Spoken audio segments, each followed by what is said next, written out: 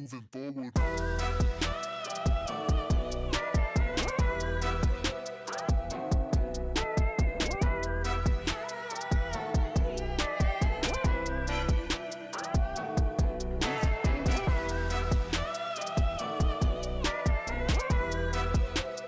So tonight was a relatively quick run again, quicker than I expected, about an 8:29 pace, and I'm really not shooting for any particular pace. And today I just want to talk briefly about shooting for a specific goal that you want versus just exercising to exercise.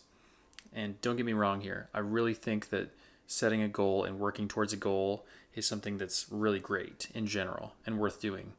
It just gets tricky with exercise because it's not totally within the boundary of your control.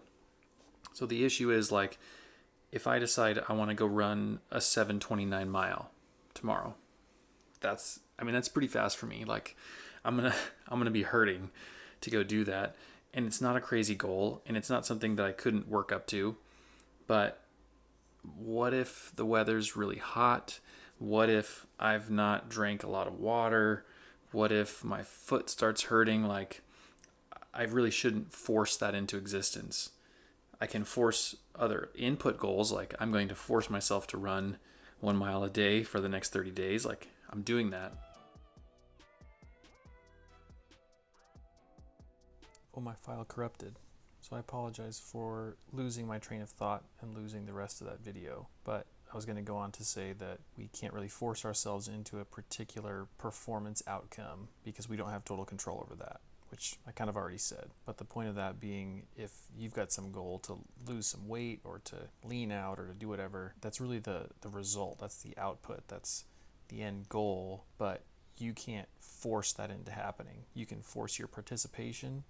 You can force some discipline. You can force some effort generally, but you can't force an outcome. So make sure and give yourself a little bit of slack in that, and make sure that you're not holding yourself to an all or nothing standard of, I've got to accomplish this outcome or else I've failed, because you just don't have 100% autonomy for all of your outcomes. You can't control every process happening in your body, and that's okay. I want you to set goals. I've got a bunch of goals that some of which are kind of outcome goals, but those I just hold with kind of an asterisk and know that they're nice to have goals, but it's okay if I don't reach them because it's not 100% something that I can choose. But those things that I want that I can choose, those things I've got to hold myself really accountable to. So this is an awkward way of saying that. There's a guy named James Clear who wrote a great book called Atomic Habits, and I'll link it in the description if you want, but he's got a newsletter that's totally free. It's very brief. He sends it out on Thursdays, and I have no incentive to tell you to sign up for any newsletter, but I really think that this one adds value. And so he had this one deal today that I want to read you. So his newsletter is called 321 Thursday, 3 ideas, 2 quotes, and 1 question. And this really hit me today. This is, I guess, one of his quotes. It says, "Live with a bias toward action. Ironically, this will teach you patience. When you take action each day, you learn the value of accumulating small improvements over time. You understand how daily habits compound. Be impatient with your actions. Be patient with your results." So I'll read that one more time. The first and the last bit is the most impactful to me. Live with a bias toward action. Be impatient with your actions. Be patient with your results. So don't cut yourself slack when it's time to go out and do the work, but with the end result, give yourself some grace. Cut yourself some slack. Just don't choose to sit there and watch another episode of Netflix and procrastinate. Go out there, go run towards your goals, whether that's running or not,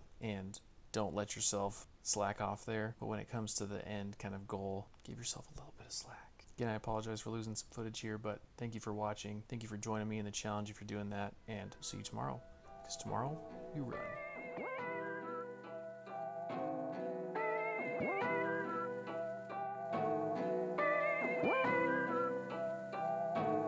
Moving forward.